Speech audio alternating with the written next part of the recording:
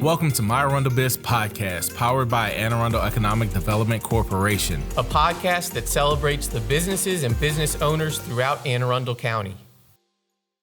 Hello, and welcome to an amazing episode of my ArundelBiz podcast. I'm sorry Steve made me do it. Yep. Wrote that right in the script. Obviously, this is going to be a fun one to start off. And I'm very pleased to introduce today's guest, Gerardo Martinez. He's the owner of Wild Kid Acres, a 5-acre farm in southern Anne Arundel County, and it provides agricultural enrichment and education to the public. So, Gerardo, welcome to the podcast. Thanks for having me. Just to kick things off, if you could tell us a little bit about your very detailed background that I personally know a good amount of. Okay, I'll try to be as brief as possible because it's hard to consolidate anybody's life into like a few sentences. Right. So I'm actually not from Maryland, I'm from Illinois. My dad's from Mexico, and my mom's Arabic and Navajo. So we're a pretty diverse family, but my dad worked on a farm and then eventually started owning a flower farm in Illinois. So I grew up actually hating farming. I still, to this day, get PTSD with flowers. But I eventually, I graduated and went to the Naval Academy, graduated there, did my Marine Corps service. I got out and did corporate for a while.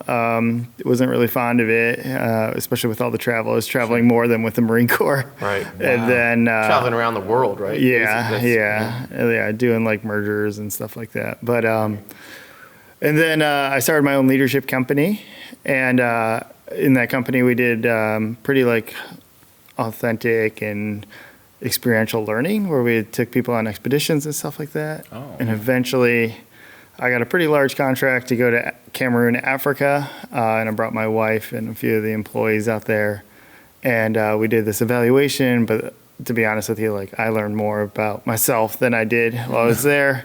So they made us stay on a farm in the middle of the jungle, which also happened to be the church, the school, the dance center.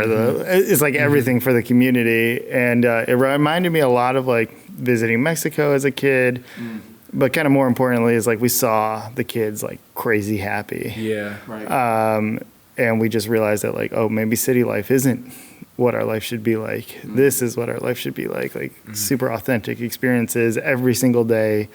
And the kids just are one with the land. So we came back. We were living in Gaithersburg, and a month later I bought this place in Edgewater, which is 5 acres. It's on the water. It's in a nicer area that I'm familiar with because of the Naval Academy. Right. But we had this idea of we'll just take out a renovation loan and we'll live in Montgomery County where we were living, and then we'll just renovate this existing house. And then COVID hit. So we kind of said to ourselves, it's you know what? Let's just go all in. And we moved into an RV, and we built a house by ourselves over COVID. And we used our animals to assist in the yard cleanup and the lawn cleanup. So it wasn't really a goal of mine to be in farming right away. But it just, COVID and everything just kind of lent itself to that. And I don't regret any of it. It was an amazing experience. Although building a house on your own, I don't recommend that to anybody. Yeah. It was a lot of work. But as we'll get to later, you have built a barn largely on your own. So. Yeah. So with that being said, when you went into starting this, did you ever have that hesitation? Because just like you said, you didn't want to farm. Yeah. You know what I mean? Did you have any hesitation to say, you know what, let me pull back, let me not do this? I think every business owner in the world has that. Every day you deal with I'm a total failure. Farming is no different, except for you have more at stake because you work with the land and the weather. So the hesitation is there almost constantly. But I'm just one of those person that as soon as I say this is what I'm going to do, I've kind of made it a point in my life to do that because of past and just dealing with people that don't. So when I said I was going to be a farmer, my wife was like, "You're insane." because I know who you are, and we're gonna get in this like knee deep very quickly. But yeah, as hesitation and thinking I'm a failure, that's daily occurrence. So that's And I guess other than, knowing that you weren't going to want to grow flowers probably because of the kind of PTSD you had from your youth. yeah. Did you have a plan of like, I want to grow this, I want to have these animals, or did that just evolve over time? Yeah, everything evolved over time. Like our original onset was like we would buy land and get one dairy cow, one pig, and chickens for eggs, and that was it. And we were like, It's almost subsistence farm. yeah. So many farmers start with that I exact mindset. Yeah. We've had about 3 or 4 on already, and a lot of them start with the same. Yep. We only had one, and then we knew we needed. And Yep. Yeah. And so like the way we evolved was a little bit different than just like we love this. It was we involve the community in everything we do. So what happened is over COVID, while I was building the house, people kept pulling in my driveway because people in Anne Arundel County are like nosy. Yeah. Well, and we should say, so I've been to Wild Kid Acres many times. You're on a farm and it's, southern Anne Arundel, but it's like 5 minutes from the giant food in Edgewater. Yeah. So it's not like quote unquote farm country. You've got, people, lots of people We're around. probably like the northernmost edge of the agricultural section of.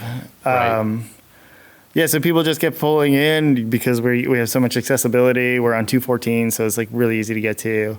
And we use goats and a cow to clean the area, and then we take the trash out. So like people saw us moving the animals. Everybody was super curious. So what happened is we opened up in 2021 officially, and we were thus overwhelmed with demand. And every single time someone came, if they were a community member or something, we would gauge demand interest. So like, are you more interested in like growing pigs? Are you more interested in regenerative farming? And we evolved from there. And what happened is the average age of a farmer in Maryland is almost 70 now. And there's a lot of farms like not going under, but they're retiring out and their kids don't want to succeed them. So like the ability to get animals and equipment and all that stuff is super easy right now, which is sad to say. So like sometimes we would come home and there'd just be animals left at our farm. Oh, right. Like a lot of chickens and roosters and stuff like that. But also like we've come home to like a horse tied up to the porch. We've got People would just come and donating drop their animals without off. donating without consent. That's what I said. Wow. So that's happened quite a bit, but a lot of like our idea is that like we are a working farm, we are in production. So if the animal does not have a purpose, its purpose is food. So like every animal and everything on the farm has to have a purpose, including the horses, which is pretty hard to do since we aren't transportation driven by horses anymore. Right. But everybody kind of plays a role either environmentally, community wise, or production wise. So whether that's like enrichment, like through therapy with horses, or they're like environmental like aspects of having that animal, like pigs, for instance, they eat all the compost that Annapolis waste. Compost drops off at us. Right. And then, like goats and them, they like really help out with the community and stuff. So I just had a quick question about the therapy with horses. I've kind of heard that that's a thing going on. How does that work? So we're a little bit unique because we're not specifically focused on that. We call it farm therapy. So we allow therapists to come and use our space with a very small charge because of liability. Sure. And what they do is they basically do their own farm therapy through their insurance and all that stuff for the client. Yeah. And we assist and say, if you have, like a child with Down syndrome that's super interested in horses, I will provide a handler for you to ride the horse and teach you. Or I will provide like a cow handler or whatever. That's awesome. There is therapeutic riding that's like south of us that is very, very specifically focused on that type of therapy. So if you're looking for like specific therapists that are really good with horses, like go there. But ours it's kind of like they're kind of leasing the farm in a way for like an hour or two. So any therapist in the county can come to us because we're really, I mean, it's also like outside of the county, but we're really like in this to become the center of the community, not just be part of it or on the outskirts. So if a small business or therapist or whatever wants to use a farm, we try to work with them as much as possible. Awesome. Oh, that's great. Yeah. And speaking of the animals, we'll flash some photos up of Amy, our president and CEO, and I getting to visit back in June and meet a ton of them. Do you know about how many different breeds, types of animals you've got? Breeds, no. We, like I said, everyone's got a purpose, or every animal's got a purpose. We have the standard like chickens, turkeys, and we even have a peacock now that someone left. Oh, wow. We have horses, specifically quarter horses that we use for training and therapy, as well as like we compete in rodeo, which you've like come to before. And then we have alpacas, pigs, cows, both for dairy and for meat. And then we have like the goats and other small animals that are kind of like in a rotational like production basis. So we'll like ramp up on goats and then we'll take them down, get some more sheep, take them down. And then it all depends. Like we're very fluid with the market. So if we have a large demand from a specific community on, we'll say sheep, which is very big within the African and the Arab community. We'll like ramp up for that and then immediately sell out to nothing. So we're very like dynamically focused, which is our attempt at mimicking nature as well. So like animals come through in like big swaths in the Great Plains and then they're gone for like months on end. So we try to do that as well. A hurdle that any business, whether farm-based or not, has is kind of figuring out how to make money, what to make money on, especially if you've got just changing demand all the time. So what are your main, I guess, revenue producing services and whatnot? And, you know, I know you've got farmers market. In the past you've had one, but now have a big one that'll be part of the barn. So if you could just share some of the future business endeavors, basically. Yeah, for sure. So it's been kind of like a weird, because we're evolving all the time, like our big focus was trying to mimic nature's diversity, not just in terms of production, but also in terms of like revenue streams. So, you know, just for our own context of, you know, also sanity, we group our revenue into three main streams. The first one, and kind of like the primary one, especially like during these upcoming months, during the winter, is production. So whatever we produce, like this is the actual farming end of it. It's like we sell meat, vegetables, honey. That revenue stream is capable of standing alone on itself. And then the second revenue stream, we group into the like agritourism and program education. So like that revenue stream, while it is significantly tied to the first revenue stream, we wanted to kind of, we separate that revenue into a separate accounting line just so that we can kind of like have context. That right now is also capable of standing alone on its own, which is amazing to say. It is tied to the production because all the programs revolve around it. But we grouped like the farmers market that we were doing and the future farmers market into that. So that's like that's a huge part of who we are as a brand, is like agritourism. That's like how we are capable of selling the production really well. And that's like everything to us as far as like community impact and all that. The third revenue stream, which is significantly smaller, is the like grant programs and the like the auxiliary programs that are like government focused. For small farmers, there's not that much. Like we got a bond bill to build this new community barn, and you know, that revenue is great, but it all goes to building. So it's like I don't realize any of it. But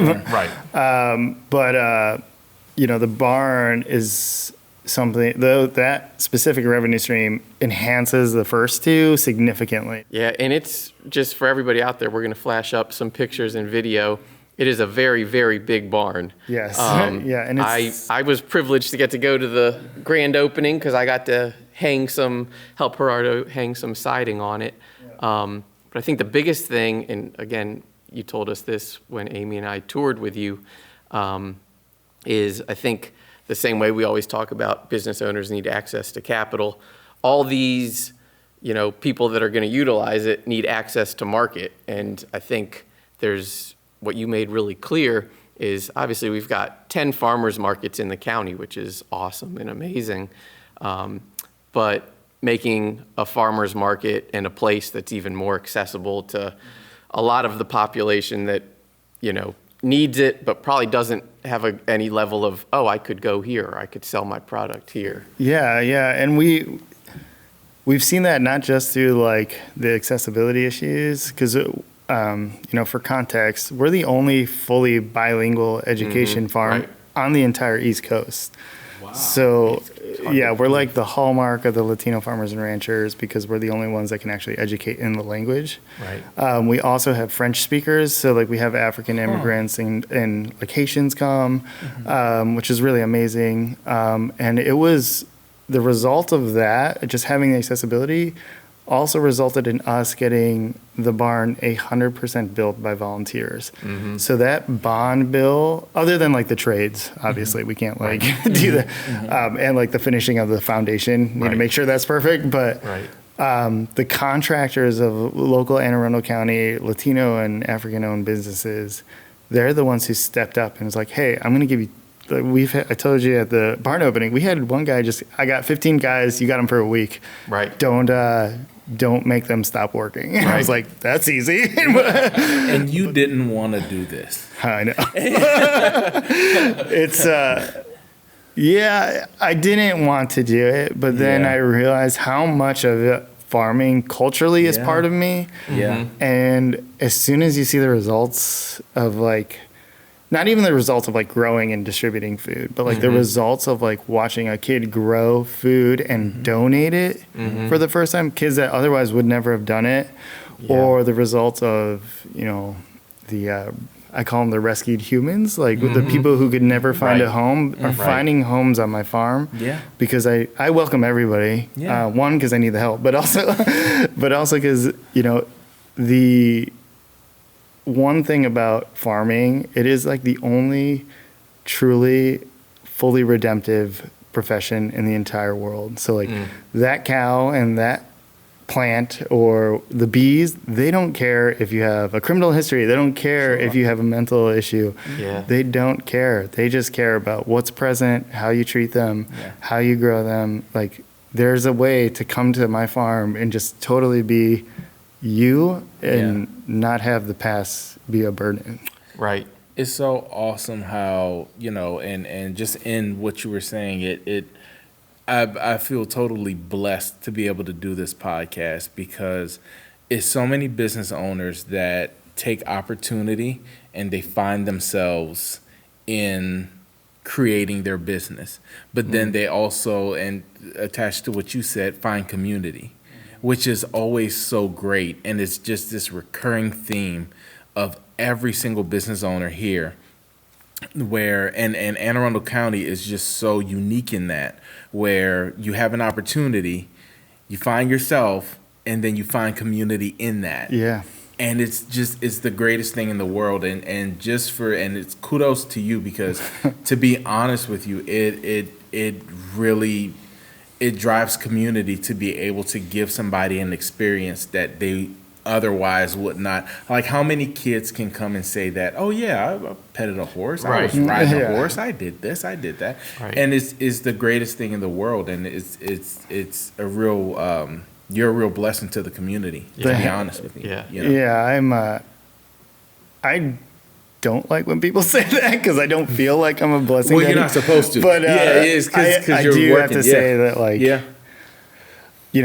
as a business owner, you look at like return on investment, right? Absolutely. And like you look at, part of it. I gotta like do this. But the greatest return on investment for any business owner, especially those beginning, is your social capital, right? Like that community, the like impact. You might not think that, this kid that's like 18 will give you anything, and he might not, but there is a potential for that kid in the future to be this multimillionaire or whatever, and just be like, hey, I remember that experience. Right. Just like my farm, like I didn't need to open up. But now that I'm like, oh, you know what? I'm just going to invest in everybody that comes, because I didn't get that when I was a kid. And once somebody started to do that, I owe like my life to him. So it's like, I look at every person as like a huge investment, whether they're a nobody or they have issues or whatever. Like, there's potential for them to not even like return it back to me, but return it to the world or the community. So Right. So yeah, that's like, I sound like a nonprofit, like, but we do have a nonprofit arm. That's but why like, I wanted to lean into some of the business on this, because I know, people might often think Wild Kid is a nonprofit and not a business, but it's awesome that it's accomplishing everything that Grace and you were talking about, while still being a successful growing business. Yeah, and we do have a nonprofit arm, and we work with a significant amount of nonprofits. Like, we have,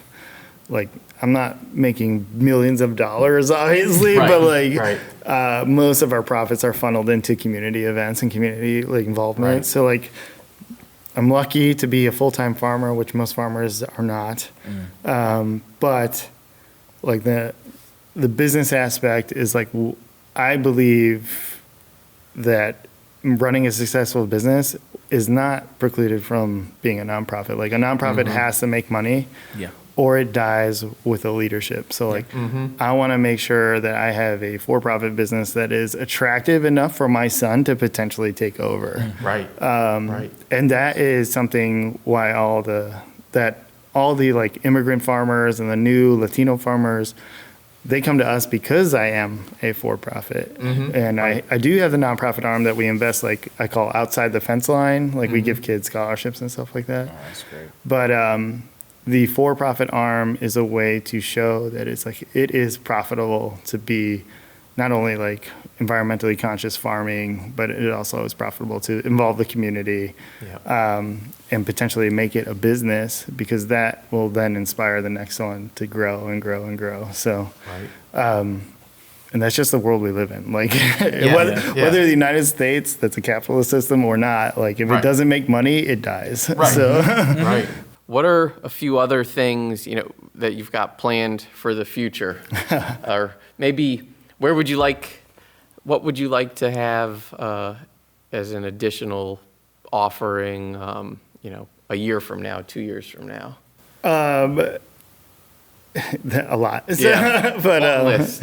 It's a long list. But I think what we're realizing now is that Anne Arundel County is unique, where like the community does give you a return if you involve it. We like to say on the farm that like Anne Arundel County, there's like 7,000 mayors of every neighborhood. So like, as long as you're friends with that mayor, like, it's gonna work out.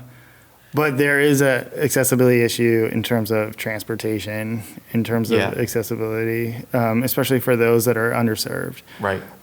So what we are attempting to do, like in our business plan, is not just like expand land wise, but expand in terms of access. So like getting to areas that either are underserved, or just like we're situated on the outskirts of a metropolitan area that's easy to get to. Like, that is one great thing about where we are now, is like someone from DC just follows one road and gets to us. But there's like those who can only use buses. There's those that can't like afford to get here on a weekend. So what we would like to do, like long-term goal, is we want to be a pipeline of talent into farming by acquiring land, training kids or young adults or even older adults that want to get into farming on my farm, and placing them on that land and be like, it's almost like a franchise model. Be like, this is your farm. Your job is to become the community leader and make this farm the center of the community in whatever, Philadelphia, Chicago, like whatever it is. Or on like the other side of DC. So in that, there's like trying to ramp up production bigger. There's a lot of food and nutritional issues that are going around the country right now and the world. So like, we have the ability to potentially solve that if we can acquire more land and mimic this model in those areas, and have the talent pipeline to be like hey, I saw you really loved horses. Like, I need you to go to this farm and build this.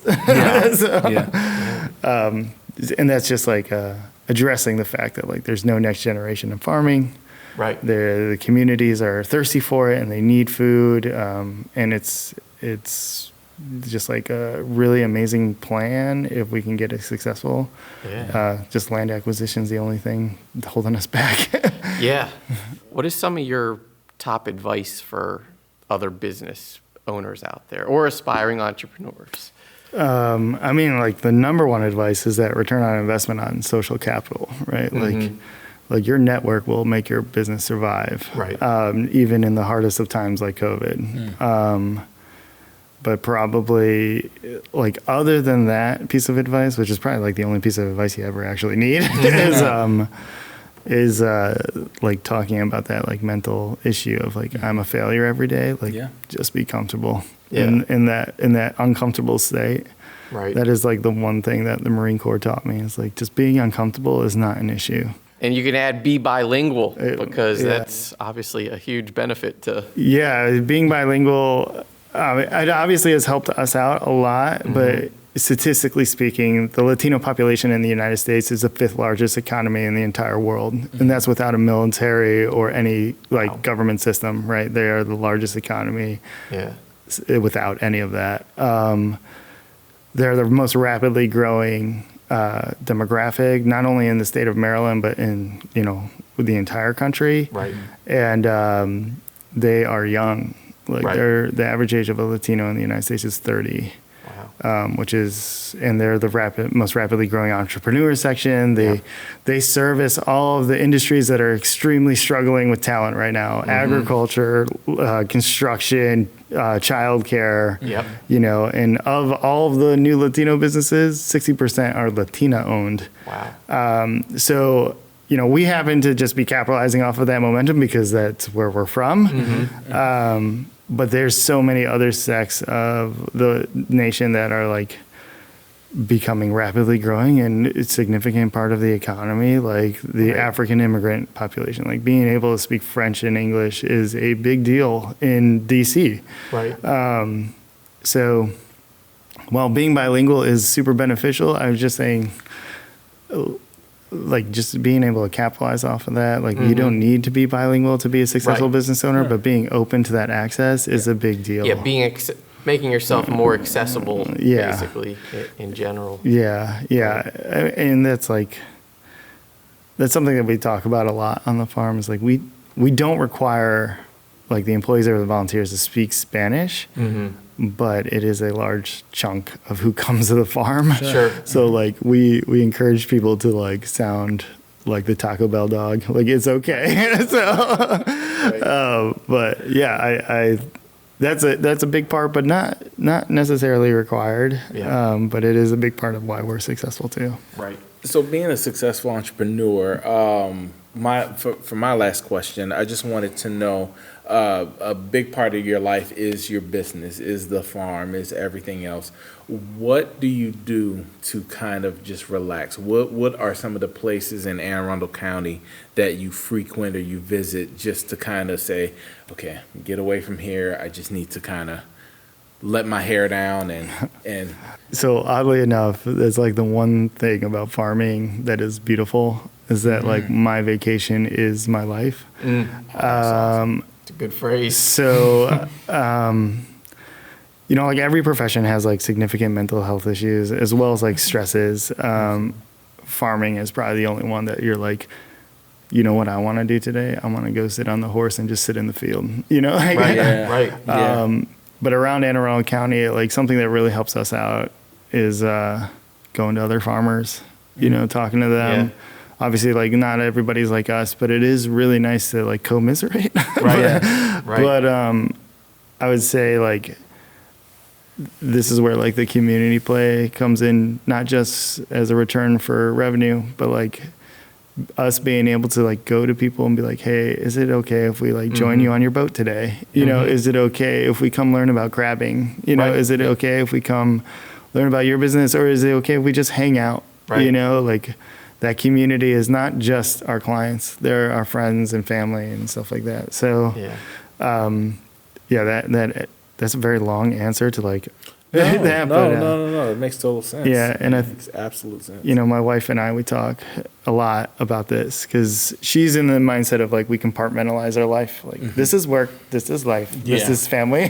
So, but that's the thing about like what we've built is everything is intermingled, you Right. know, and like while stresses of home can affect the stresses on the farm and stuff like that, it is farming and the community-based farming that we do levels everything into like this Yeah. almost like beautiful chaos. Right. Right. A beautiful chaos is what I like to call farming and nature in general. It's like, it's Yeah. like such a balanced chaos that it's beautiful. Right. So, yeah, that's a very long-winded answer to being like, I like to be home. No. Well, and totally the understand. blending of the personal and the business, I think, is awesome because I remember one of the things that struck me when I first met you was you take your son, Mariano, to basically any and all business meetings, which I think is really cool. Yeah, and it's not just him. Right. I take kids that are like either like within the rescue program or like we like the farming is a family business. It's like everybody says that, but we take it to another level where like I'm not just like trying to be like reaching to be like, hey, this is the son, he's going to take over the farm. I'm like literally like holding up my hand and be like, these are now my equals. Yeah. They have a say in how my farm runs because they run the farm. Yeah. We're really big into like reaching our hands out and bringing people with us. So like I don't go to any meetings without either my son or like some of the volunteers or Right.